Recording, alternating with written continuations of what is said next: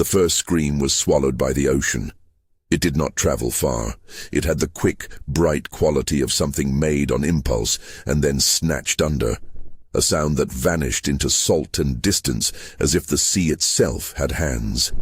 Chloe heard it from the terrace of Villa 7, a ribbon of glass and pale wood balanced on stilts above the reef. The scream reached her like a fly hitting a window, close and sudden, then gone. She stood very still and felt the island listen back. She had paid a great deal of money to be seen less. That was the unromantic truth she told herself as the seaplane descended. Gulls like paper knives against the sunlight, the resort a smear of white and green and impossible pools. She had flown out of the city with 2 suitcases and a calendar of obligations cancelled. The divorce papers sat folded inside her carry-on like a small, honest weight. Friends had told her to go away. The scandal had been tidy in the public pages. Her name, a few adjectives, a photograph of her on a terrace. But it had scrubbed something raw from her. The island had been recommended by someone who knew resorts. A whisper, privacy, discretion, silence. At noon, the place looked as advertised. Impossible landscape, staff with slow smiles, an infinity pool that melted into the horizon. Guests moved like actors in a fashion spread, drinks in delicate hands, conversations watched by palm shadows. The manager, Adrian Vale, met her with the impeccable calm of someone who arranged when and where people allowed themselves to be seen. He wore a linen blazer that smelled faintly of citrus and a watch that reflected the sun. His handshake was slight and rehearsed, as if he had practiced making other people's returns to life seem effortless. "This way, Ms. Laurent. Villa 7 has a view of the eastern reef. You will have privacy." His voice carried a note of practiced concern. He did not look at the seafloor below them. The villa was everything the brochure promised, and then quieter. Glass doors, pale linens, a hammock that curved like a mouth. There were no obvious phone lines. The guests were given a folder of rules. No media, no unaccompanied exploration of certain coves, and a schedule for meals and transportation. The staff moved with the economy of people who had been told precisely what to reveal to outsiders. Chloe unpacked her clothes with slow fingers. Each piece she placed on the bed felt like a decision that might be reversed later. She had come for silence, but not the kind that held. She craved absence, a blankness to fall into and not be reflected back. Instead, the island offered an attention that sharpened. On her first afternoon, she walked the outer paths, the way marble-surfaced walkways slid from private villas to communal terraces. The sun polished everything to a brittle clarity. There were orchids clinging to black trunks, birds like pieces of shadow, and the steady hiss of surf breaking on the reef. Yet beneath the lacquer there were small mistakes. A foot of sand cleared of prints as if someone hurried past. A towel left folded with military precision. A lamp that hummed too loudly at dusk. These things gathered like static. There was an old woman at the market stall beneath the coconut groves, a woman who sold necklaces of shell and beads, who watched Chloe as if she might be a bird that had landed on a wrong branch. She had a face like weathered leather and hands that smelled of salt. When Chloe slowed to look at the shells, the woman lifted her chin and said, "You do not want silence, miss. It answers." She spoke English with a rhythm that made every word feel like a small stone dropped into a pond. Chloe smiled politely and bought nothing. The remark rooted itself not as warning but as a shape. Silence answers. She wanted a silence that would be a balm, not a thing that returned her own voice with a stranger's tone. She told herself the woman was eccentric, the sort of local character resorts preserved for authenticity. But that night, after the sun had bled into the ocean and the pool lamps made the water look like a slice of glass, Chloe found another thing. There were footprints on the sand below her villa. They stopped directly beneath her bedroom window and did not continue. They were too small for the staff, not the deep, heavy marks a child would make, but narrow and wet, a trail of small ovals like a script. The tide had not erased them. The reef here made wash patterns that usually reclaimed any trail by morning, yet there they were, clear as if they had been pressed into plaster. Chloe ran her palm along the glass before she opened the curtains, as if the touch might dislodge the image. The window did not feel like glass in that moment. It felt like skin. She did not scream. The sound she had heard hours before had been someone else's. Now her own breath steadied and became small machinery. She thought of the seaplane descending, the gulls, the serenity of the photographs. She thought, too, of an emptiness that had nothing to do with the ocean, the sensation of being understood less and less in the rooms where she had once moved like an actress. The footprints pressed a fact into her. Someone had been here at night. Someone had stood and watched. But the island kept watching. If you like stories that creep in slowly and refuse easy answers, subscribe and stay with the tale. The following days were a study in this new attentiveness. By daylight, the island was indulgent. Sunlight layered itself on coral and veranda and flesh, making mosaics of tan, white, and the blue of hotel swimsuits. The breakfast pavilion was a place for pleasant exchanges. "How are you finding the rest?" "Perfect, thank you." Faces blurred into excused anonymity. The staff smiled. The bartender learned Chloe's preferred cocktail without asking. There was an economy to their kindness, as if caring was a trade.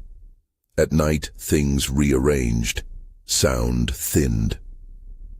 On the second night, a hush draped itself across the island at exactly 1:15, as if a hand had been pressed over a drum. Conversations stopped mid-laugh. The pool water lay still. Wind shrank to nothing. The cicadas, which had made a steady carpet for evenings, fell silent like a radio that had been switched off. It was not simply quiet. It was the particular absence of expectation, the kind that made Chloe hold her breath to hear if breath itself had weight. She began noticing the cameras. There were cameras perched at strings of light post heads, a small army of glassy eyes along the pathways and the shore. They hummed into her awareness like an attempt at immortality by small optics. She asked about them at reception and was given a short, polite explanation about security and guest privacy. The security officer showing her the monitor room wore a face that had not seen enough sleep to be convincing. "Everything records," he said, tapping a screen with the same habitual precision as if he were turning pages. "But sometimes they go—" He gestured, searching for the word. "Blank, power blips, interference, between midnight and dawn." He shrugged, as if the shrug could explain what the cameras could not. Chloe watched a set of feeds that afternoon. The beach at dawn, the dining terrace at noon, a corridor at 3 in the afternoon. The recordings were as banal and hypocritical as any catalogue of human routine. But when she asked for footage from earlier nights, the blankness revealed itself in a thin strip of black across the clocks. A consistent absence. The cameras did not record for a window of time when the island turned inward. The security officer told her the data had gaps. On the screen, for the nights she watched, the time code slid toward midnight and then cut away to static, like eyelids, shutters blinking closed. "Everything goes black," he said. He did not meet her gaze. "We check. We try to restore files. Sometimes there is nothing to restore." There was something personal in the way he would not say what he feared. Chloe, who had been photographed, passed, and discussed in ways that had left her raw, recognized avoidance. She knew the language of being overlooked and of being intentionally unseen. The officer's silence suggested a different vocabulary, a habitual concession to something larger than tape and server. That made the island more like a house with a locked room, an architecture meant to withhold. Footprints multiplied. They appeared where they should not. A guest reported waking to the feel of someone breathing near her shoulder. She had turned and seen a pale thing at the foot of the bed, all wrong angles and too slow movement, and then nothing when she blinked. A gardener refused to enter a small cove by himself. A family left after one night without explanation, luggage gone, faces blank. There were whispers that floated up from below the palms, voices that slid across the paths and did not attach themselves to any mouth. Once in the rain, sitting under a thatch roof, while droplets made music on the ribs of wood, Chloe heard a chorus of murmurs that could have been a prayer or anything at all. They were not coherent, but they were interested. They spoke in a low tide of syllables, and then withdrew, like a hand dipping to test the water's temperature. The words left a residue, a sense of being assessed. She began to see pale figures on the periphery, at the tide line, or between the trunks of banyan trees. At first she thought they were guests standing still, meditative. But where humans held themselves with weight and intention, these things seemed to hover just off balance, their joinings wrong, hips too long or arms that ended too early. They watched the shore with an attentiveness that did not match human curiosity. Lightning once sketched them in a black and white flash, elongated and wrong, a smear of water and cloth. The camera feeds showed nothing but a smear of static where lightning would have revealed those watchers. Chloe kept notes in a small leather journal she had carried since her 20s. At first, the handwriting recorded things like a travel piece, the color of the sea, the taste of local citrus, the way the staff tucked napkins like origami. But the entries turned inward with a slow, embarrassed honesty. She wrote of a gnawing that had followed the divorce and of the way solitude had promised absolution and instead delivered exposure.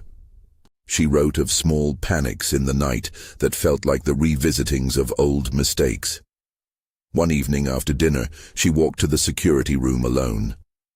Adrian had been less present lately. He greeted her with a tight smile and a question that resembled concern. "Are you sure you're all right?" he asked. His watch flashed in the orange light. When she mentioned the cameras, he made a point of saying, "We monitor for safety. You should rest." He left it at that. The security room smelled like ozone and lemon cleaner. Screens lined the wall in rows, their glow throwing the officer's face into the pallor of a screen. Chloe sat and watched the feeds. There were gaps that had texture, time codes that skipped frames, jagged lines where the image fell apart. A sense that the recordings were not failing by accident but surprise. On one monitor, a beach shuddered under a passing cloud, and then, for the minutes that counted, became a smear of white noise. Later, when she rewound the night feed, she found a single frame where the tide was pulled back like a sucked breath, and at the edge of the image, something was half-formed, limb, algae, the shine of skin as if wet. It lasted only the barest sample, a ghostly impression that could be dismissed as artifact. The officer did not offer an interpretation. "There are always artifacts," he said. His voice was careful. "The ocean makes sensors behave oddly, saline corrodes, heat gradients throw the algorithms." Algorithm. Chloe had trouble with the word, with the coolness of it. Technology promised proof, and the island rendered its lack of proof into a kind of lesson. Not everything that watches yields to being watched back. There were rituals the guests created to feel safe. They gathered in the dining pavilion at twilight and spoke in small conspiracies. They set candles in jars and watched their flames tremble. People formed minor attachments quickly. A man from Boston who had been the loudest at lunch sat 3 nights in a row on a ledge, staring at the reef until the staff asked him to move. A young woman with a face like a washed porcelain doll began waking before dawn and walking the same path along the shore until a staff member, an elderly man who refused to say his name, followed at a distance. Night after night, the island closed one by one like shutters. At a precise hour, the cicadas cut their song. The lights dimmed. Even the staff slowed, as if a law required them to reduce presence. The hush pressed on everyone in different ways. Some went to bed with a sense of dread, others with an exhausted pretense of calm. Chloe found herself watching the horizon with greater ferocity, as if sheer attention might anchor her here, proof of existence. The old woman watched from her stool sometimes, and when she did not speak, her silence was a pressure. Once she approached Chloe in the market under an orange umbrella and offered a necklace of small shells strung on sinew. "For keeping," she said. Her hands were brown, trimmed with paper-thin nails.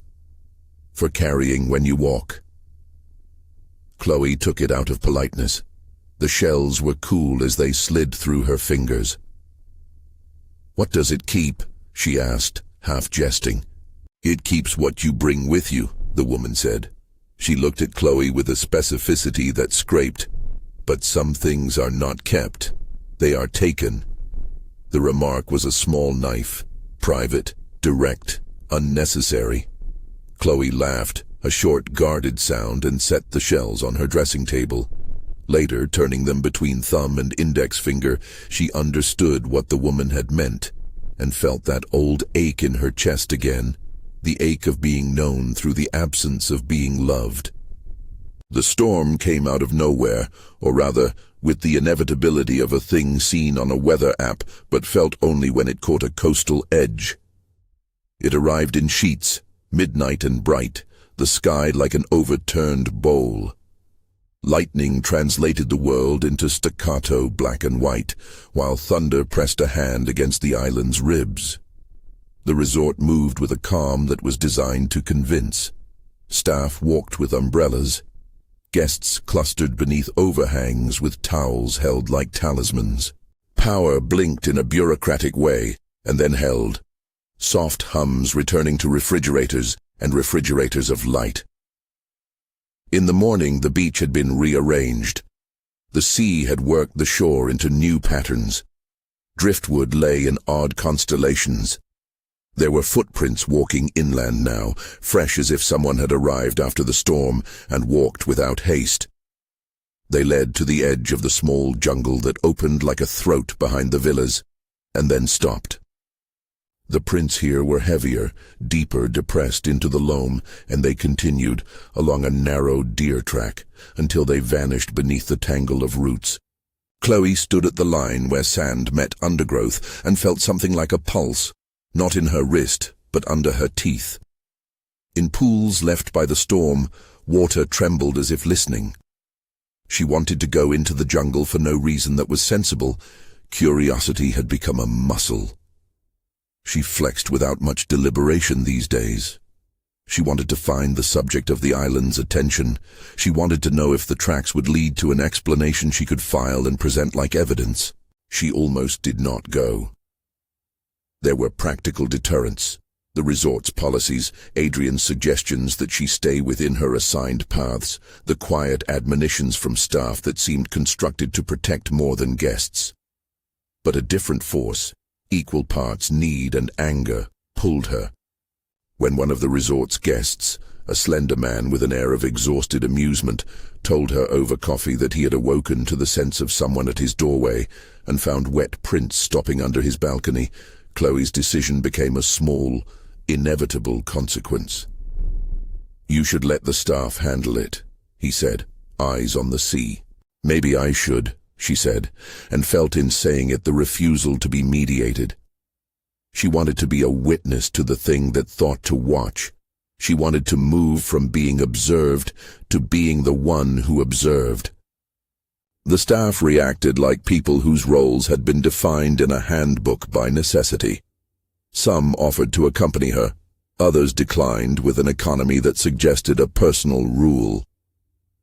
The gardener, the old man who had followed the young woman on dawn walks, passed her by with a face like a closed door.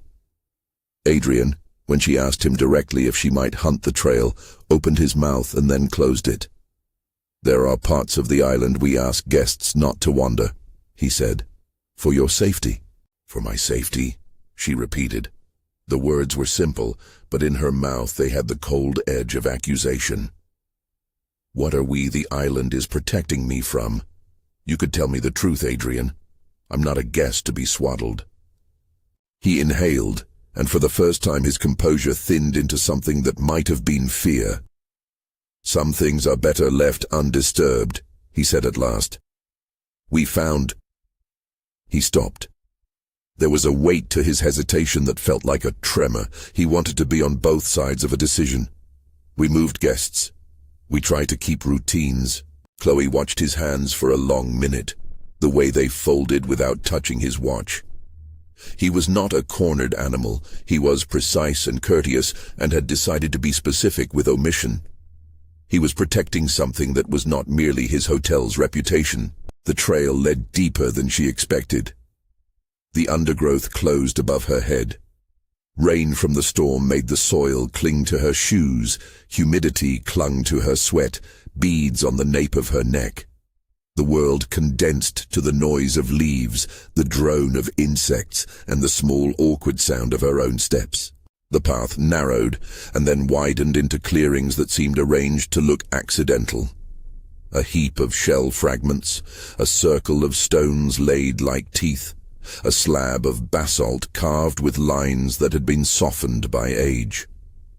She found markings, strings of impressions on tree trunks that could have been symbols. They were not language as she knew it. They read more like instructions for presence. Someone had paused here, had made a record out of absence. The undergrowth smelled of salt and rot, of things that had been wet too long. Once she touched a frond and it stuck to her fingers like a slimy glove. The sensation was intimate in the worst way, like touching skin and feeling under it an older texture waiting. She felt watched, not by the occasional animal glance, but by a kind of attention that longed and was patient. The island watched the way a tide watches the shore for an imperfect shape to accept. She thought embarrassingly of her own emptiness, the soft hollow that had made her come. The thought arrived without moral judgment, and then, like a magnet, drew everything toward the center of why she had been there, to be balm for that hollow. The island looked less like a place and more like an answerer that had read her intentions on the plain. The storm unfurled its next act as she moved through the green. Lightning sketched trunks into frightful geometry. A wind sprang up and the forest seemed to breathe in an unhuman rhythm. The path collapsed in places, and she slipped into a small arroyo where water had carved the earth into tight gutters. A smell rose then, deep and marine. Seaweed, brine, a hint of coral smashed. For a few seconds everything became the sensation of being near a shoreline at the edge of the world. She found the clearing by accident, drawn by a sound she could not name. Not a voice, but a vibration like a chord held very long on a low harp. When the trees broke open, she was standing in a place that was older than the villa's glass, and certainly older than the resort's rules. It was a depression in the island, a hollow lined with stones that someone had set like an altar. Bones lay strewn about, white and small, a scatter of ancestry without a chronology. They were bleached into the light that managed to find the clearing between branches. The sight of the bones did not invoke film horror cliches. It was quieter than that. They were evidence of taking, of cycles, of owners and ownership turned inside out. Chloe knelt and felt the dampness under her palms. Stones warmed or cooled like a thermometer. She felt both repelled and strangely at home, as though the sight lit a recognition. At the edge of the clearing, algae and damp threaded down a rock, a smell of long submerged things clinging to air. There was a voice then, low, layered, as if words were being spoken underwater and someone had learned to mouth them above. It touched her like a tide, a sound that had no single source. The presence was there, but not solid. For an instant she thought the voice belonged to the island itself, an accumulation of years and salt and memory. "You came here empty." The words were not spoken in anyone's accent she could place. They felt preformed, a line she had been rehearsing in her head without knowing. The clarity of the sentence, its absence of flourish, cut her more deeply than anything else in that place. It was not a judgment so much as a statement of condition, like the label on a bottle that describes the contents and nothing more. It did not accuse. It catalogued. She spun around, heart a drum. Nothing was visible but trees and scattered stone. The clearing held its breath, and in that holding there was an implied audience. The island watched while she listened. "No," she said aloud, more to test sound than to answer. Her voice sounded small and human in the open. "I'm not empty."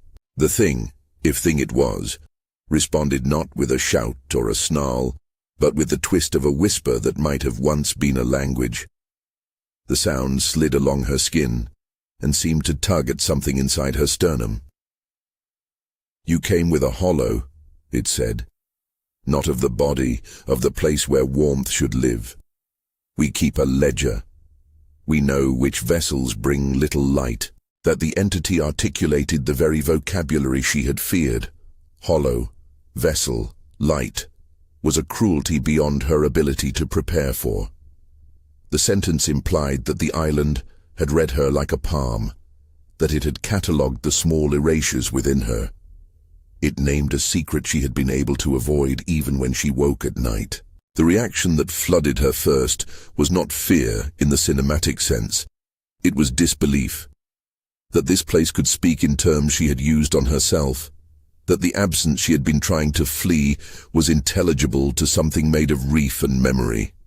She felt naked not in body but in structure. The pretense of privacy dissolved. For a sudden and shameful second, she thought of how she had curated her life to hide the hollow, to gild over absence with appearances. "Why me?" she asked, because anger was a better armor than shame. The response was a ripple, an agreement as much as an answer. "Because you came to be quiet. You invited us." She thought of the seaplane and the quiet that had promised so much. She thought of the woman at the market and of Adrian's watch. The island was not simply a place that took. It was a place that answered calls. To seek silence without acknowledging all the things one meant to drown could be an invitation.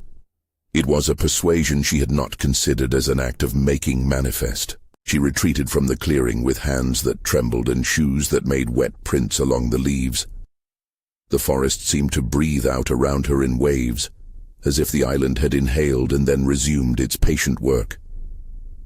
Back at the villas, Adrian asked if she had come in for dinner. His face was an exercise in concern. "You look as if you've seen something," he said. "I did," she replied. "I saw bones."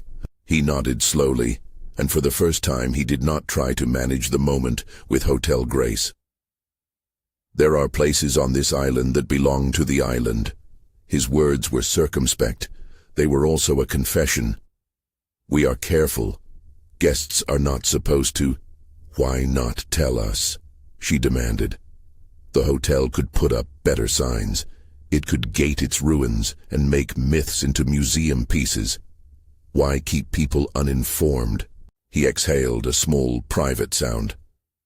"Because sometimes knowing brings the wrong kind of looking," he said. "And sometimes knowing makes the island act." The phrase had the rhetoric of superstition, and yet he said it with the rational cadence of a manager balancing conflicting truths. He was not accusing her of something he couldn't name. He was stating an operational truth about a place that required ignorance in some quarters to maintain tranquility in others. That night the island fell into its ritual stillness earlier than before. She lay awake and felt the old woman's shells like small teeth against the dresser, tried on the necklace in the dark as if some small weight might be a defense. Her phone, blessedly old-fashioned because she had demanded one that did not stream her life, sat face down on the nightstand. The sea boomed in a loose way at the reef, conjuring the same sensation as a heartbeat. She listened for the sound that would confirm the voice in the clearing, the whisper that would mean the island accounted her. Around midnight the house hummed, and then everything else folded into a soundlessness so absolute that it had texture. There was the deepest silence she had ever known. Not merely empty noise, but the taut hush of a place engaged in remembering. In the dark, she imagined the island making a ledger of names, the bones distributed like entries. Chloe had a dream that night, not in images of monsters, but in a room where light had failed, and a crowd stood in a circle. They watched one by one as someone stepped forward and placed their hand into a bowl of sea. When each withdrew their hand, a wetness remained on their skin that would not dry. She woke with the taste of salt in her mouth. In the morning, footprints were on her terrace again. Not dozens now, but a single trail that approached and stopped, and then continued along the rail, as if someone had walked the edge of the villa and chosen to leave a note of presence. Her skin tightened in places she did not know a body could tighten. She went to the window, fingers pressed to the glass, and stared at the shore. The island was ordinary in sunlight. Families laughed on the far side of the hotel, a dog barked, children sprinted with beach paddles. It was all the necessary proof that the world kept functioning.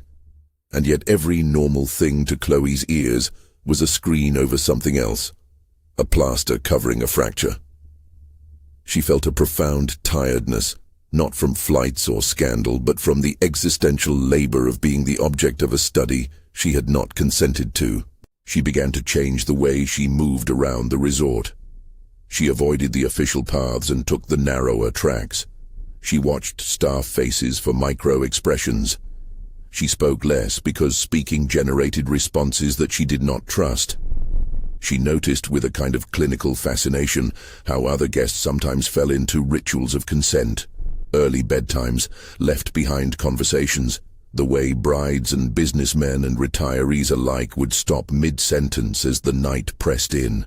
A guest's disappearance, if that is the word she had been given by the staff with a string of euphemisms, hung in the air like a rotting perfume. A young couple returned in the afternoon with eyes raw from crying. They said a friend had woken in the night and gone to the shore and not come back.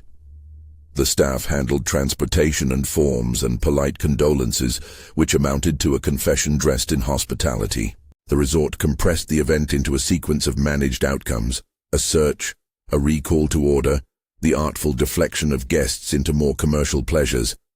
But Chloe knew protest was a theatrical thing in these places. It could pressure management to act, but could not root something ancient that preferred certain emotional weather. There were rumors, spreading like small infections. A local fisherman had always avoided a particular inlet. Locals whispered about someone who had been taken by the tide years before.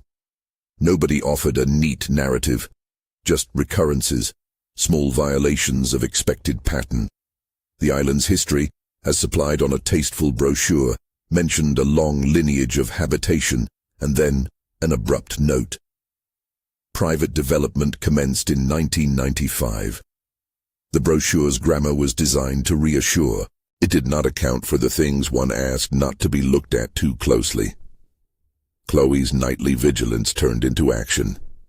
She began to carry a small flashlight and a jar of citronella when she walked, a ritual of self-defense that had nothing to do with actual defense and everything to do with the illusion of agency. Adrian watched her one evening from a distance as she passed. He did not approach. His eyes tracked the way a handler tracks an animal they know is dangerous but do not wish harmed. When she went back to the security room, the officer's resignation had become a habit. He pulled up a feed from a week earlier at dusk and rewound frame by frame. The screens showed the shore, the tide, the rocky outcrops. At midnight the image went, and the screen returned to life at dawn with nothing missing but a half hour of time that no one could account for. There was a single frame from one night where the tide had pulled back and the camera had caught, in a rough blur, a mass at the water's edge. A suggestion of movement. Limbs doubled wrong. It was the kind of frame that invited projection and terrified her. "You see that?" she asked, more from compulsion than hope. He cleared his throat and made a sound that might have been an assent or a warning. There are things that bend the feed," he said. "The island bends things. Be careful where you walk." There was a fatigue in his voice she could not bear. It was not the voice of a man who believed he could fix a broken camera. It was the voice of someone who had on purpose accepted the island's limits. At night, the whispers found her more often. Once, lying in bed and pretending sleep, she heard a murmur against the glass like a single syllable carried on the spray. The sound was intimate. It made the hairs on her forearm stand up. She could not tell if the voice was outside the window or inside her skull. The ambiguity was the point. When something can be either conscience or chorus, it gains a power. The island's protocol for disruption seemed to favor secrecy. The management preferred to move guests quietly and reassign rooms in ways that minimized questions. Larger official mechanisms, police, Coast Guard, were held at bay by distance and discretion. The resort was private, and that privacy had layers. That neutrality of jurisdiction made it plausible for the island to be a place where events could be contained, explained away, or diluted into myth without public record. Chloe recorded small deferrals in her journal: footprints, failed cameras, a staff member who started the sentences and never finished them. The old woman's eyes when she said, "It answers." The bones in the clearing. The voice that stated her condition as if an inventory clerk. She realized then the core of what had drawn her. The hopeful mistake of thinking that silence could be tidy. When a person seeks to be unseen, they may instead become an object of desire for the thing that memorizes emptiness. It was a thought that arrived like someone slipping a note under a door, quiet and invasive. The storm returned with a cruelty that had choreography. It began as a distant rumble and grew teeth quickly.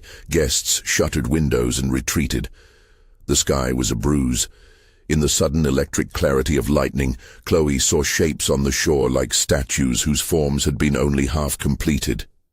She heard then a sound behind the foliage, a shifting chorus, a scratching like wet fingers on woven reed. She wanted to follow. She wanted to walk into the wet underbrush and see what the island kept and what it would say. She also feared that to step further would pull a line already cast toward her. Her reflection in the villa window that night held her gaze and did not offer solace. The necklace of shells lay flat on the dressing table, a small chain of closed mouths. She did not tell Adrian that she was going into the jungle. He had not forbidden her outright. He had preferred the soft coercions of policies and curated routines. She told herself she would go alone so as not to burden others with her curiosity, which was both an act of fragile independence and a dangerous vanity. The first thunderclap that seemed to frame her decision came as she closed the villa door, and the rain began to cut lines down the glass.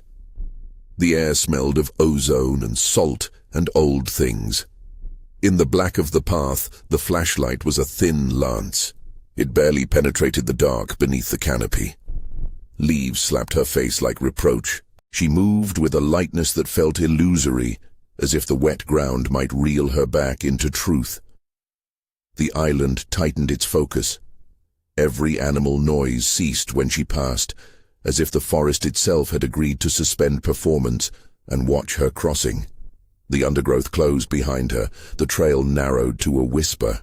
Lightning cut the night open, and in the flash she thought she saw, very near, the pale suggestion of a figure standing at the end of the path. It did not move like a human. It held its head at an angle that made her feel wrong in her own posture. For a second, an eternity that she could feel anatomically. She was the observed. She stopped. She held the beam steady and it trembled. The figure, if figure it was, seemed to drink the light rather than reflect it, like wet black. Black. It took the light and swallowed it, made the beam look as if she had shined it into a pool.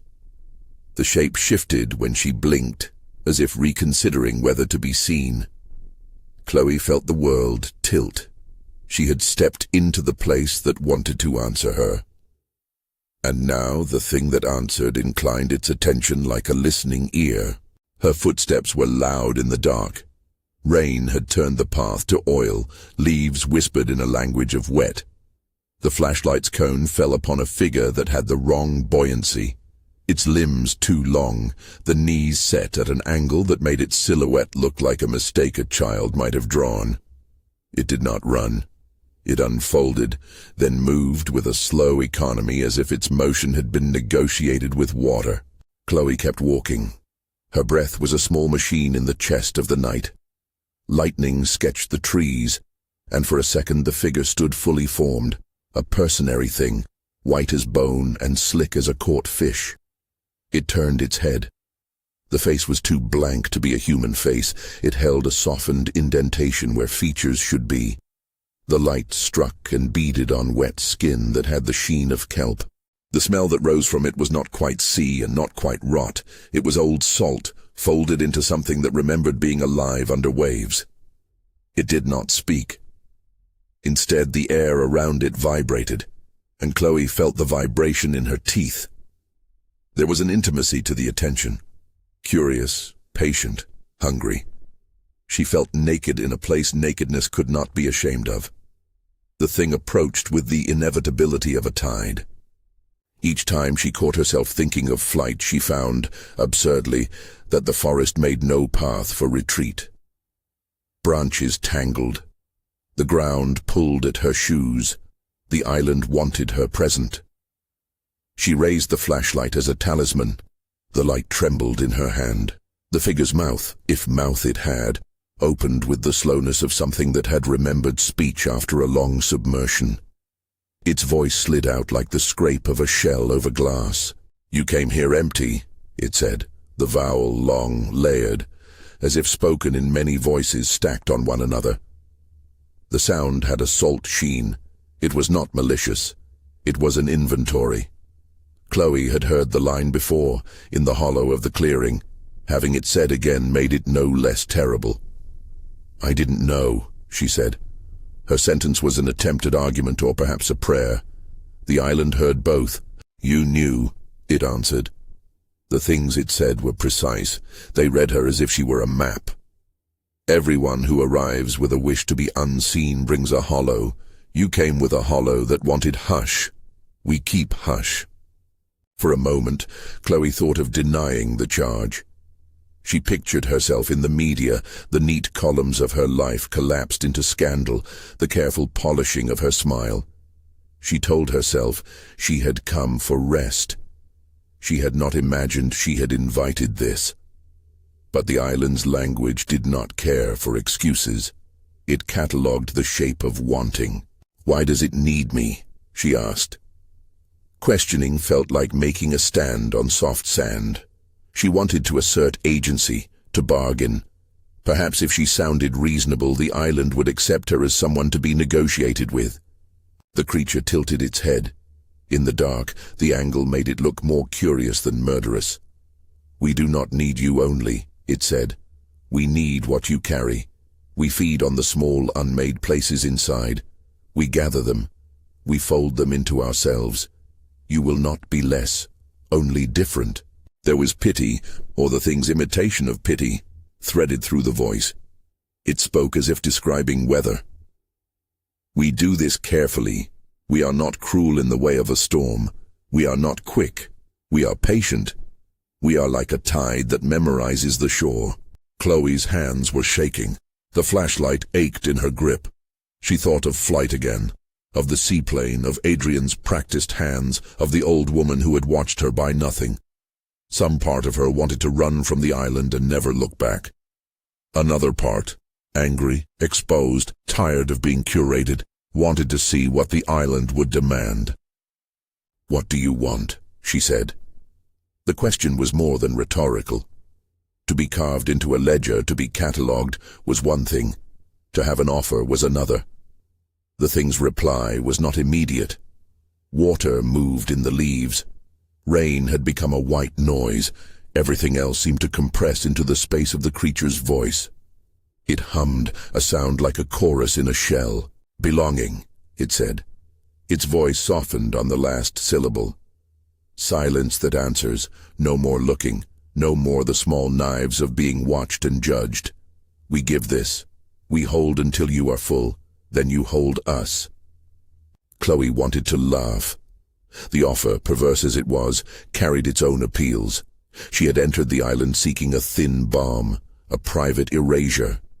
The promise of being held, of replacing the constant itch of scandal with something that would not glare, was odious and familiar. Every human interaction she had had lately had been a kind of contract. Comfort for compliance. Now the island offered a different bargain. And the cost? She asked. People always asked that. There was a contract line somewhere, the clause that spelled out the catch.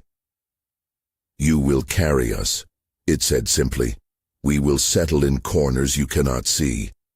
You will hear the sea where there is no sea. You will leave footprints that will not wash away. You will know the wet in your teeth when the weather is dry. It said this with the impartiality of a ledger keeper. There was no flourish, only inventory. The logic was terrible and simple. To gain the specific comfort the island offered, one had to become a vessel.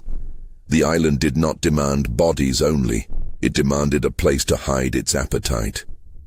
It was not interested in destruction for its own sake, but in expansion through intimacy. It wanted to be carried into the world where new hollows would appear, and where, perhaps, it would find new lodgings. Chloe felt a sudden, dizzying recognition. The thing did not merely take, it proposed. It negotiated. It found the soft places and asked to be warmed. To say yes would mean to resolve her longing, to claim the promise of not being visible to the world's knives. To say no might mean standing forever in the exposure of being noticed. She had a flash of memory then. Her ex-husband's speech in court, the quick slicing of the press, the way friends had gathered at arm's length. She thought of the necklace from the market, small shells lying like closed mouths on her dresser. I won't be a carrier, she said.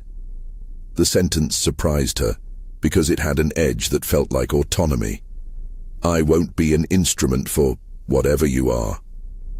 The creature's layered voice changed. What sounded like disappointment threaded through it. There was also something like amusement. Many refuse, it said. Many are brave at first, then the world wears them thin. How will you keep the noise from making you into something worse? You already spoke of leaving. You already wanted to be quiet. Chloe's resistance tried the shape of deflection. She lifted the flashlight and moved toward it. The thing did not flee. It stepped aside, as if letting her pass to a decision point. The forest's breath tightened. She felt the ledger lean toward her like a page being offered. When she touched it, there was an impulse to touch, to test whether it was substance or shadow. Its skin was cold and slick, like the inside of a seashell. She tasted salt on her own lips, and for a beat, the world became someone else's memory. A hotel suite in another city, a muffled argument, a hand that had let go. She saw, without image, the pleasures she had practiced for distraction, laughter in rooms, photo ops, the exact angle of chin in formal portraits. The thing did not simply show her photographs, it offered impressions, weightless things that felt like belonging but were thin as paper. She reeled back. Her mind tried to make the encounter into a readable sequence, monster touches, intruder, escape. But the creature's touch had not been violent.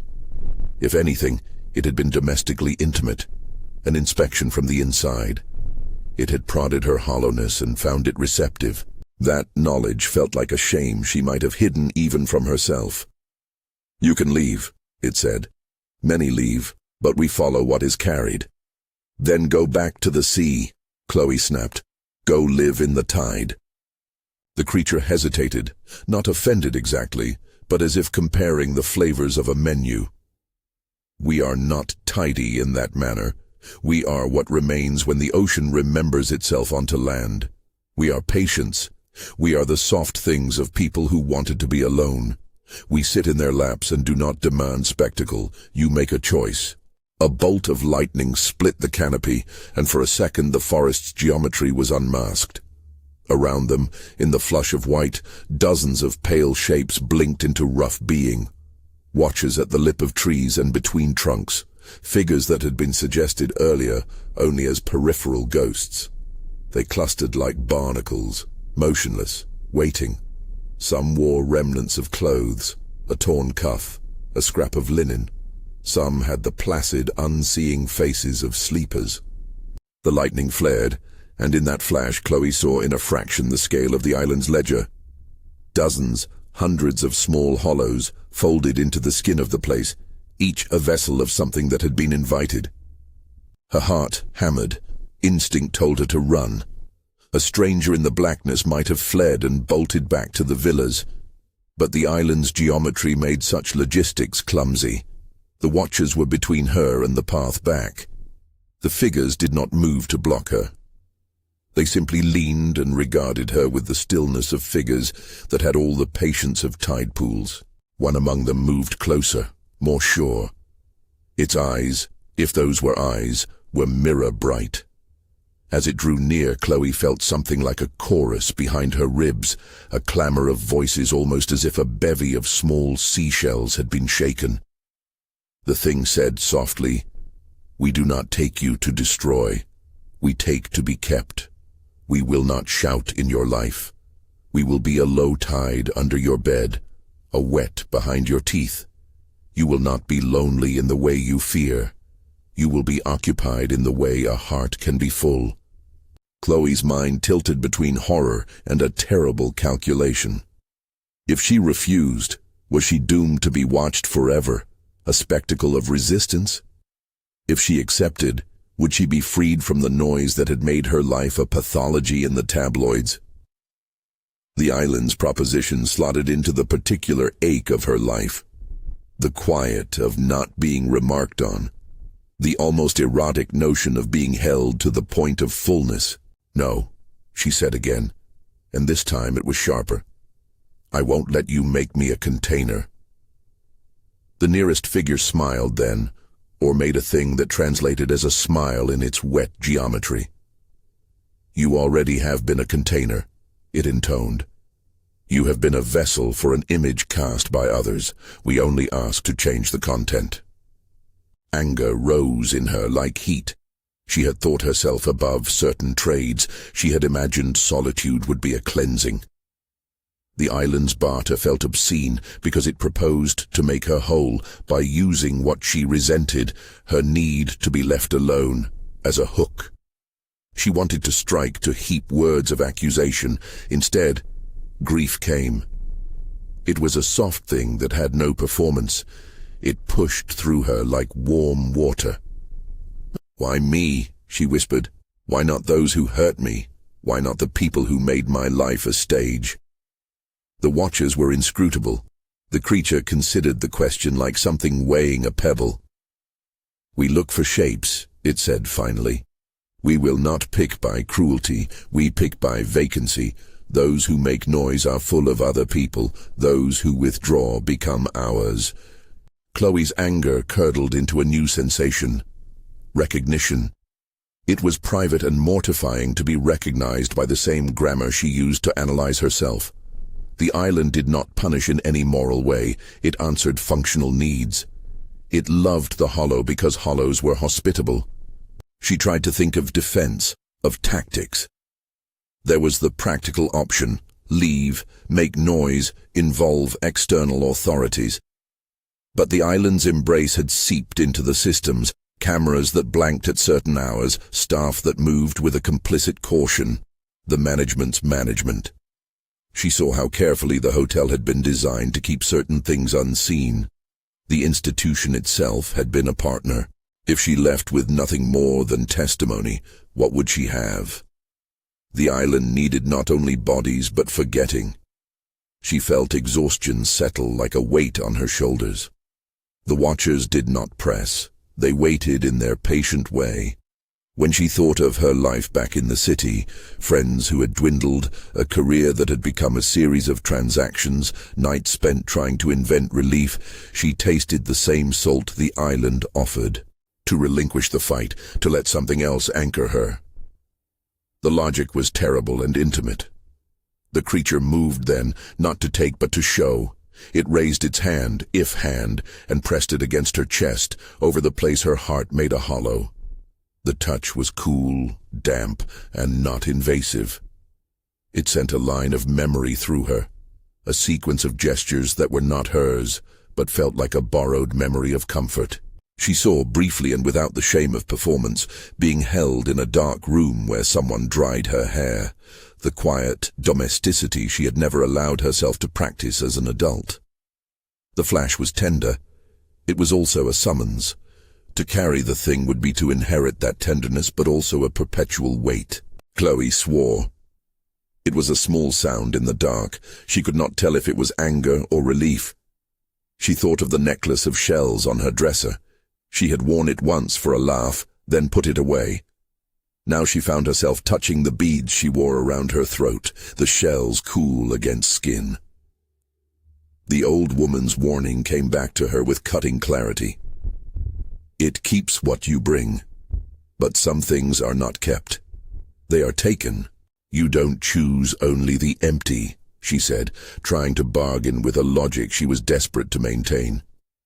You could choose people who wanted this. Those are your kind. The figure's lips, or something that functioned similarly, moved with a sound that was like a chuckle caught in surf. We do not choose by morality, it said. We choose by invitation. People invite us without knowing. They come to be unremarked, and thus we are called. Chloe stared at it. She could not tell if pleading would help, if confession would be currency. She did something that surprised her. She told the truth as best she could. She said a few things she had never said aloud. About nights when she pretended to sleep, about the ache in her ribs when a photograph did not confirm warmth, about the way she had thought silence would heal. The confession was not theatrical. It was small and honest. The creature listened. Listening in that place felt like being shortened of distance. It recognized honesty as a kind of supply. Honesty is delicious, it murmured, an odd appraisal. It stains easily, but it is rarely offered. A movement at the edge of her hearing made her turn. Lights flashed, an accidental flare from a staffman's torch, and for a moment the watchers pulled back like tides sucked from rocks. Adrian's voice called her name, wavering through the trees. He stood at the path's mouth, rain streaking his hair, eyes rimmed with the tiredness of a man who held a litany of small truths he preferred not to say aloud. "Chloe," he called, "we'll have to go back. The storm." She looked at Adrian, and then at the creature. In Adrian's face she saw the same ledger, the manager's duty to preserve, to keep guests safe in a way that meant silence. He had shifted into the role properly, composed, ready to shepherd, to make the hotel a sanctuary by managing the perimeter of knowledge. He had been polite, and then practiced. Now he looked like a man who had been holding something in his mouth for years. The creature inclined its head to Adrian. "He knows," it said. The statement was a compilation more than a voice. He knows, and he tries to manage. Management is a kind of telling. Adrian's jaw worked. He came forward a few steps, the manager's mask sliding. "Chloe, you should not be here," he said softly. "This is not a place. This is your island," she shot back. "You let it be a thing that takes." Adrian's eyes widened with a helplessness that was almost childlike. "We try to help," he said. "We do what we can. We move people away. We close coves. We—" The creature's layered laugh sounded like a wind pulling through reeds. "You are kind," it said. "You help. You move. You hush. You give us names and supplies. You are part of our patience." Chloe saw then how complicit the human infrastructure had been. Regulations and gentle nudges had functioned as a way to curate the island's harvest. Adrian was not the villain. He was an employee in a larger economy that included silence and selection. The revelation did not comfort her. Thunder rolled like distant applause. The watchers were patient as always. Chloe felt the mantle of decision pressed down. If she surrendered, if she allowed the island to fill the hollow, would she trade the sharpness of shame for the dull comfort of not being observed? If she resisted, could she return to a life of publicity and accusation and still be whole? She thought of her father, distant, practical, of evenings when the phone had rung with bad news and she had learned to listen without collapsing. She thought of the small, ordinary kindnesses she had denied herself, cooking a meal for no audience, sleeping with a window open. The creature did not offer freedom so much as an alternate captivity. She made a choice that was neither brave nor cowardly.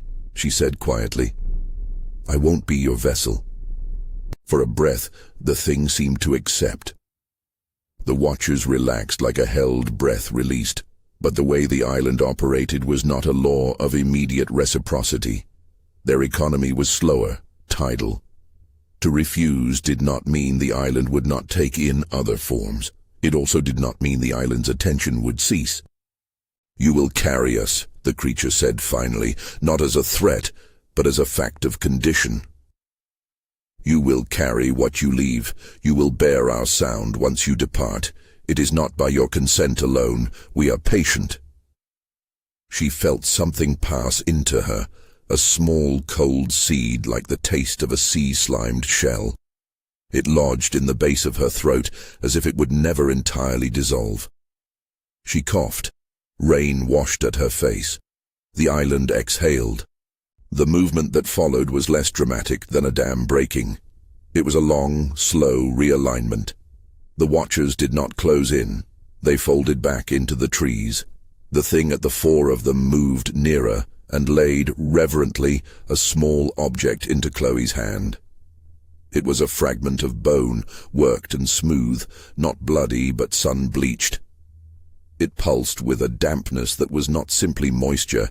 It carried the memory of being under water. "This is our ledger," the creature said. "Keep it. Remember." She looked at it, a small curvature like a child's jawbone, and felt the pressure of history. It was a relic and it was a promise.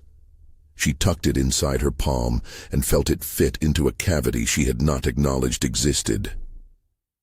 Adrian stepped forward then, more paternal than managerial. "Come," he said, earnest now. "You should leave the island." She followed him out of the narrow path, back toward the villas where lights had been left on, and staff walked with the practiced calm of people who had rehearsals for emergencies. The storm softened from a roar to a bruise. The lanterns looked thin against the wet. The island watched them go as it had watched many before, neither impressed nor unkind. It was what it was, a place that logged emptiness. Back in her villa, the shells on the dresser felt heavier than they had before. She kept the bone fragment in her hand as she changed a way that felt like ritual. In the bathroom mirror, her face held the same lines as it had when she left. No wounds, only the evidence of fatigue. She touched the base of her throat, as if to test the lodged thing. Inside, in a place that could not be seen, something else had settled. The hotel's official response the next day was a careful choreography. The missing guest, the couple's friend who had walked to the reef, was the headline in the resort's brief statement.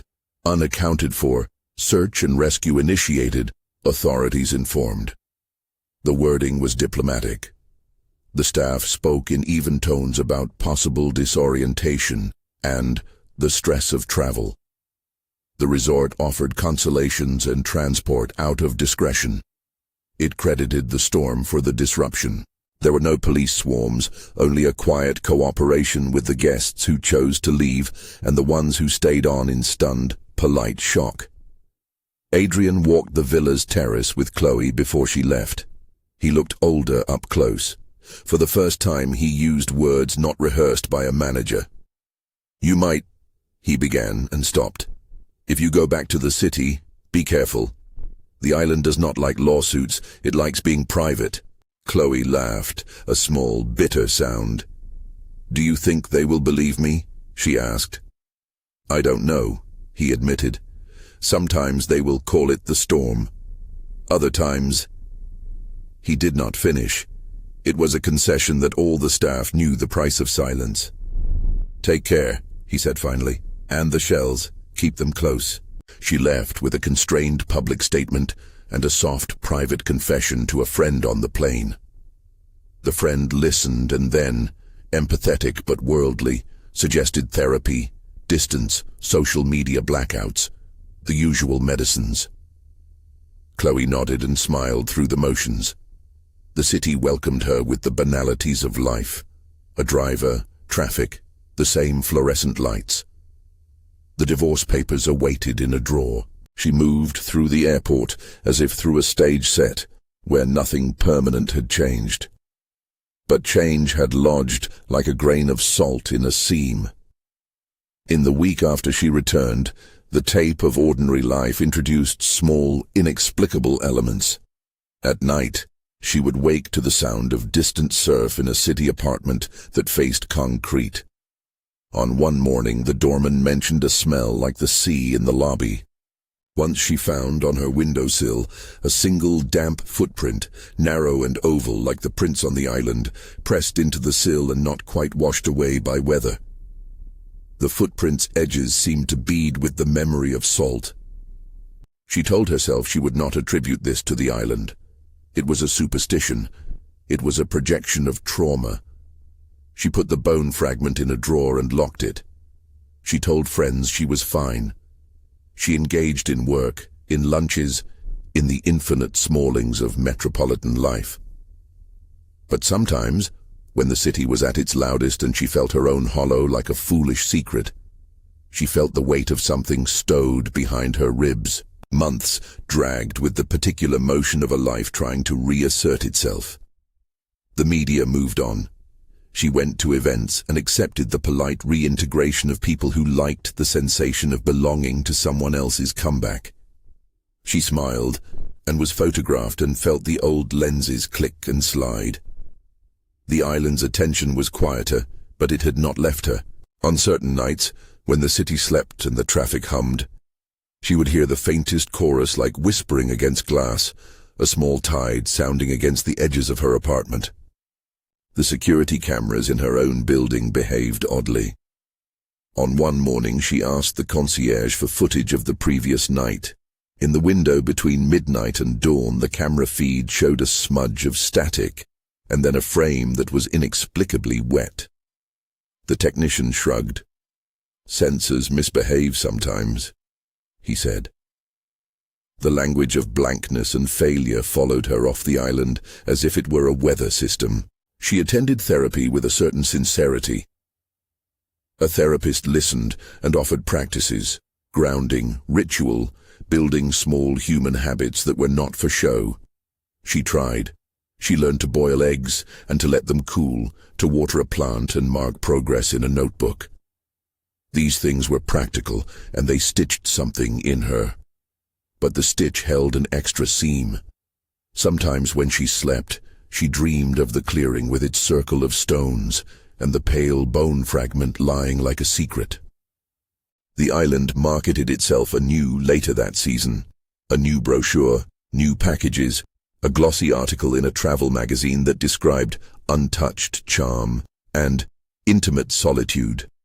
They changed the language around privacy and added a spa package with the old woman's shells pictured as curated souvenirs. On the agency's website, they called it a place for unplugging, a vernacular the marketing team loved. The old warnings were gone. The bones were scraped into the earth like a history inconvenient to tour brochures. The resort, on balance, found a way to continue. That the island learned discretion did not surprise Chloe. The thing's appetite had always been patient and efficient. It did not require notoriety to survive. It thrived on careful suggestion and the peculiar ways human beings sought erasure. Life in the city folded back into a shape that approximated her previous existence. Yet she had become different. Not in obvious ways, but in the private geographies within her. There was a wetness behind her teeth when she laughed alone, a heaviness in the belly when she considered being photographed again. The bone fragment she had hidden in a drawer sometimes seemed to hum beneath the newspaper clippings she had not yet thrown away. She would wake occasionally at 1:45 and hear through the muffled appliances a silence like the island's midnight hush settling over the city. The shape of silence had changed for her. It was no longer respite. It was an answering force. Once, on a chilly autumn night, she woke to find small, wet footprints on her apartment windowsill. They did not lead away. They did not fade with the morning nor with the apartment's warm air. They were narrow and oval and perfect, as if someone had pressed a small foot against the glass and then stepped back into a dark. She pressed her palm to the prints and felt the dampness cold through the skin. Behind the window, the city lights paled. She fancied she saw a suggestion of movement beyond the glass, a shape that drank in the neon like a fish in a polluted tide. She called Adrian. He answered after a beat, surprised. "Chloe?" he asked. His voice had the calm practice of a man accustomed to crisis. "Did you ever think it would follow?" she asked. Her throat ached. "Did you think it would stop at the water's edge?"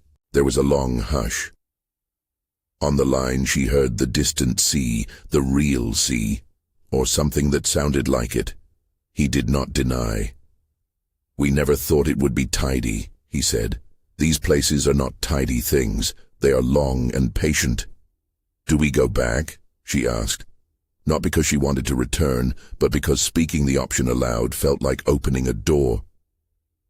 To go back might mean closure or entrapment or a morbid pilgrimage. To stay away might be to acquiesce to the tiny thing settling in. Adrian's breath scraped like wind. "If you go," he said carefully, "we will keep the curtain closed." "Will it take more?" she asked. He hesitated. "Possibly. It takes what you offer. It also takes what you leave." She set the phone down and looked at the window. The footprints were a riddle. They were evidence and promise, and a small, smug insult. She thought of the old woman and her shells. "For carrying when you walk." She thought of a ledger with names written in salt of the island, as a place that answered silence with a different kind of presence. Of the way loneliness was not a state so much as a currency. She thought of the times she had chosen to disappear into privacy, and how that choice had become an invitation. What lurked in the shadows, she understood now, was not a thing wholly separate from the kind of loneliness people bore. It was the island's appetite and the human tendency to barter pieces of themselves for peace. The creature lived in confluence. A place's hunger met an individual's need. The horror was not only in the thing, but in the way human desire paved the path for it. At night, rarely enough to be a torment, but often enough to feel like a forecast, Chloe would hear the island's voice at the edge of sleep. It did not scream. It suggested gently, like a person trying to coax a secret from a confidant. "You will keep us," it would murmur. "You will be steady. We will not be loud." She would press her fingers to the spot just under her collarbone and feel something like a small stone that had become a part of her. It was not a wound she could excise without surgery, nor a sentence she could plead away. It was a companion. It did not demand constant feeding. Instead, it required the occasional offering, an evening alone, a moment of withdrawal, the exact kind of small solitude that had made her suitable in the first place. Each time she indulged it, the island's presence thickened like cold mist around the lungs.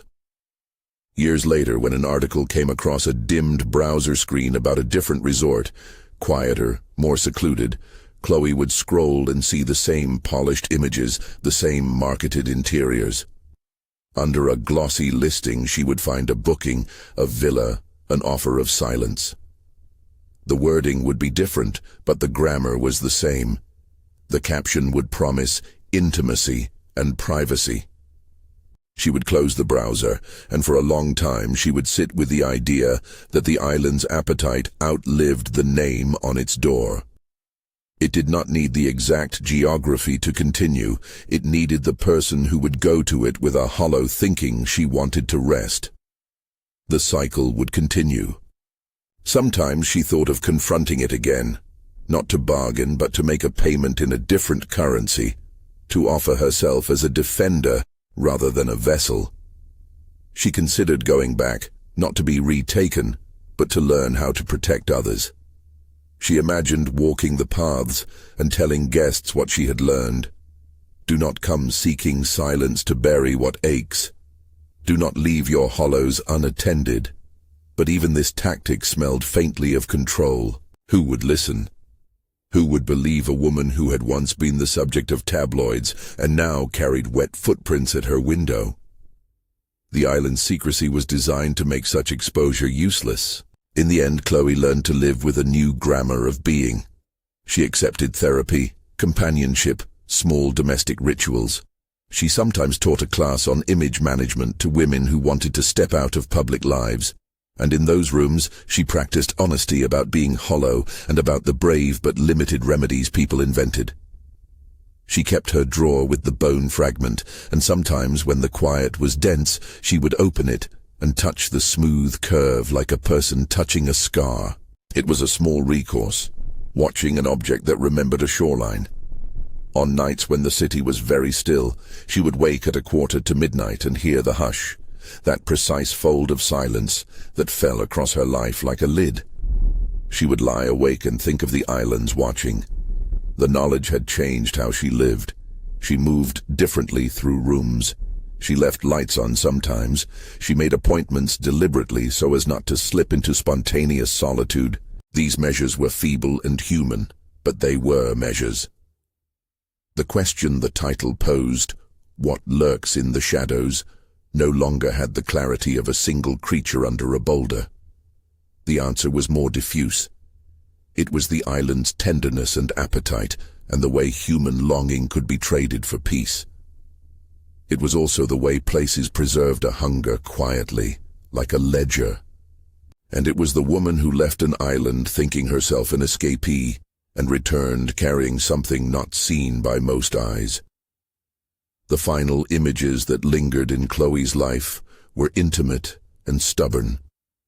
The shells on the dresser, the bone fragment in her palm, the narrow, wet prints at the apartment window, the sound of surf leaking into her sleep.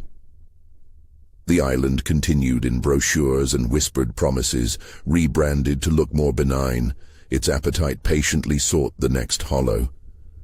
She could have shouted, written a book, burned the brochures. She could have walked back onto a plane and flown again to the reef. Each option had costs and uncertain outcomes. Instead, she chose a different, quieter defiance. She lived openly enough to be seen, but not so much as to be erased. She cultivated small tastes, trivial friendships with people who did not think of her as a headline. She learned to say yes to minor inconveniences of life.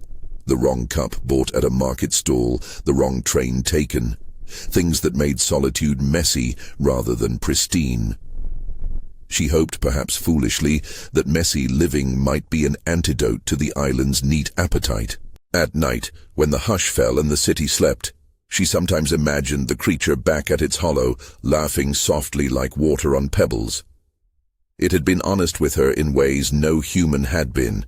It told her what it was, and what it wanted. Knowing that, she carried a particular kind of burden. The knowledge that certain kinds of quiet were not harmless. On the windowsill, the footprints remained from time to time, now more as memory than as fresh evidence. She cleaned them with a cloth, and the salt traced patterns that would never quite vanish. They became part of the apartment's geography, like a ring of damp that she understood not to scrub away entirely. If she ever had children, she thought, she would teach them to bring light into empty rooms, rather than to retreat into the hush that answered. She would tell them not to seek an erasure so complete it invited other things to nest. She did not pretend that was an easy instruction. Loneliness pressed at people in ways that were fierce and patient. But she practiced being a witness to the hollows in others without exploiting them, trying to be a place to put a hand, to stay with the ache rather than trade it. The island's logic was a caution she learned slowly and insistently. Sometimes, in the small hours when the world seemed thinner, she asked the question aloud, as if testing a superstition. What lurks in the shadows? She already knew the answer she would give. A thing that listens for what you bring it. The admission did not fix everything. It did, oddly, keep her from becoming the kind of person who would return to the island with a tray of excuses. It made her wary of the tidy offers of the world. In the end, the revelation was less a triumphant unmasking than a steadying of perspective. Chloe's burden was not merely that she had been seen and taken.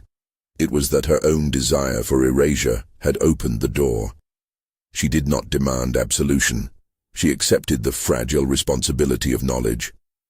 Wherever people sought a silence to bury their ache, the island, or its kind, would be waiting.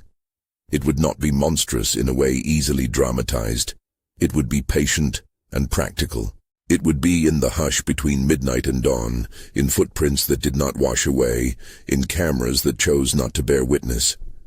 It would be, in short, the answer to a question people often ask themselves in quiet rooms. And so the cycle continued elsewhere.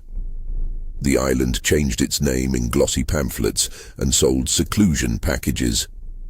New guests arrived with suitcases and carefully worded intentions. The ledger grew.